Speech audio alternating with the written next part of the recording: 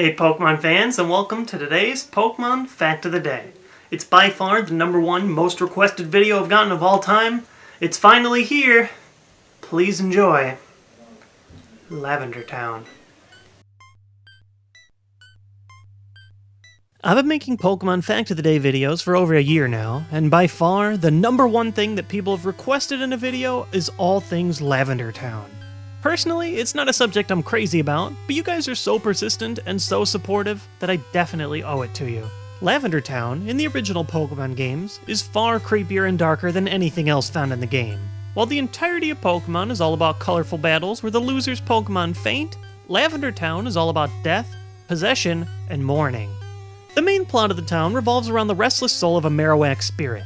The Marowak, which was killed by Team Rocket, haunts Pokemon Tower in anger. The tower itself is full of mourning trainers, each lamenting the passing of their old Pokemon. On its own, Lavender Town is pretty creepy. One person taunts you about a ghostly white hand that they see on your shoulder. All of the spirit channelers in Pokemon Tower are possessed by spirits and are constantly yelling nonsense throughout each battle. One of them, by far the creepiest, even cries out that she needs blood. Lavender Town is by far the darkest portion of any Pokemon game, and its dark tones left a lasting memory for anyone that played the original games. So much so that many users decided to create their own stories and mythos surrounding the origins of Lavender Town itself. I'm going to get this out of the way right away. I don't believe a single one of these stories, and neither should you. They're all creepypasta, the internet equivalent of campfire stories, and they're meant to scare you for fun. There are in-depth videos disproving every single theory out there to an extent way deeper than I would have, and you can find just a few of them right here. I'll briefly touch on why each story isn't true, but I'm not going to go all Mythbusters on it. They're all urban legends, and they should be treated as such. Without further ado, let's check out some stories. Lavendar Town Syndrome. This is by far the most common of the stories that surround Lavender Town. While the tale varies from source to source, the main concept is this. The original Pokemon Red and Green in Japan had occasional high-frequency beats in their Lavender Town theme, which caused headaches and irritation in children listening to the game with headphones. Again, the symptoms vary from story to story, but every version of the tale lists the symptoms of prolonged exposure to the original Lavender Town theme as vomiting, headaches, and eventually hundreds of child suicides. Like I've said, I'm not going to spend a long time disproving this, but it's clearly nonsense. Aside from the fact that the tonal difference between both songs is extremely mild, even for a child, there's no such thing as high-pitched frequencies causing suicide, and there's zero chance that anyone would have covered an incident like this up, especially considering how seriously the Japanese government cracked down on the show after seizures were caused in Electric Soldier Porygon. This story, which sprouted up 2 years ago in 2010, started the phenomenon of Lavender Town creepypasta, creating a disturbing line of stories for years to come. The missing frequencies. This is another story meant to complement and explain the results of Lavender Town Syndrome.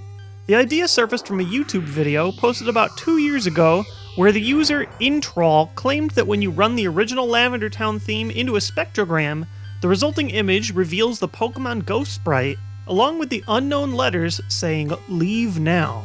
The video description tells a story about how the poster's friend died while playing through his old version, shortly after searching through the game's data on his computer, searching through the game's music files. The user claims that he added some missing frequencies into the Lavender Town theme song that couldn't have been handled by the original Game Boy.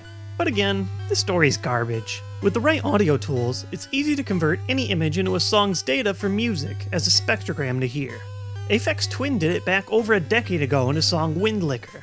And before you get too freaked out at this image, it's not a ghost, demon, or anything else. The picture is straight from one of his album covers. No, not that one! Well, there's the second time a man with breasts found his way onto my videos. This cover.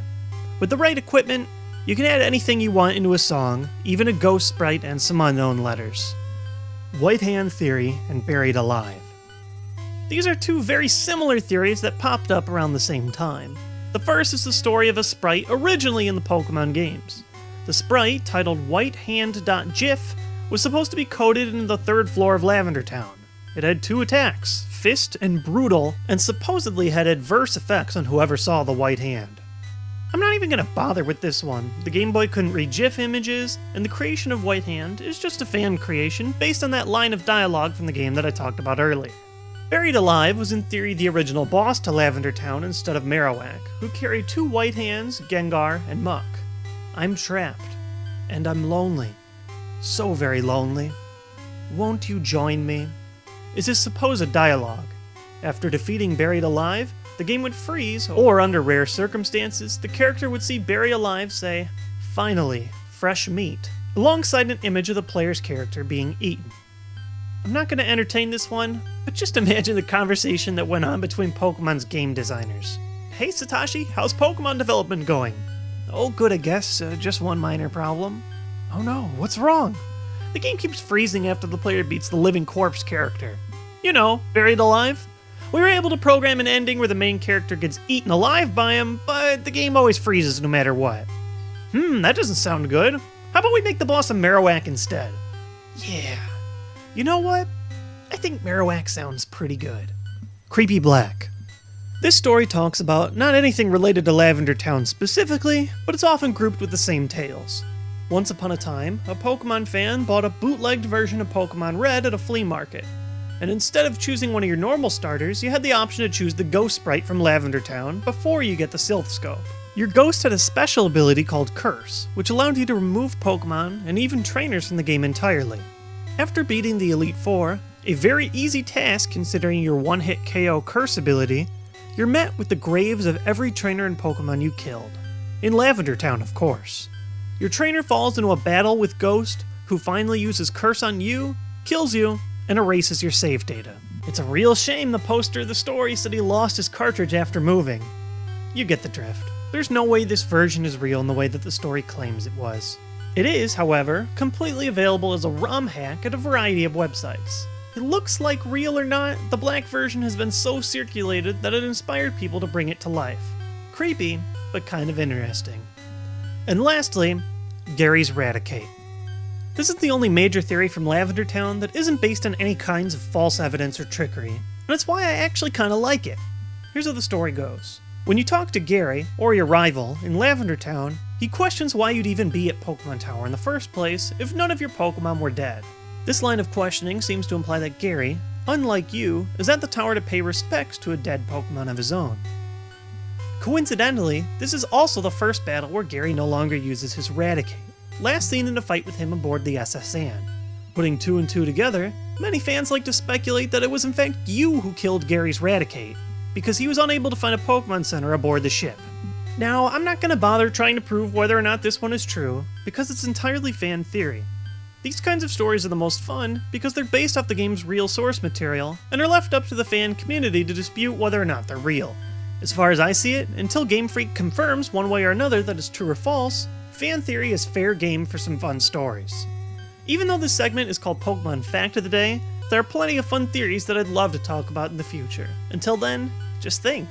It's entirely possible that in Pokemon Red and Blue, you were the bad guy, killing Gary's Raticate and crushing his dreams.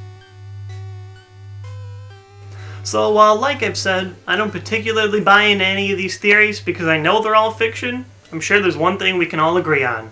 Lavender Town is a pretty spooky place, whether or not it has any additional horror content. Thanks for watching today's Fact of the Day, and as always, if there's a fact or something in the Pokemon realm that you'd like to hear more about, leave your comment in the comment section below, and who knows, it might become the next Pokemon Fact of the Day video. Have a nice week, and I'll catch you guys next time. Peace!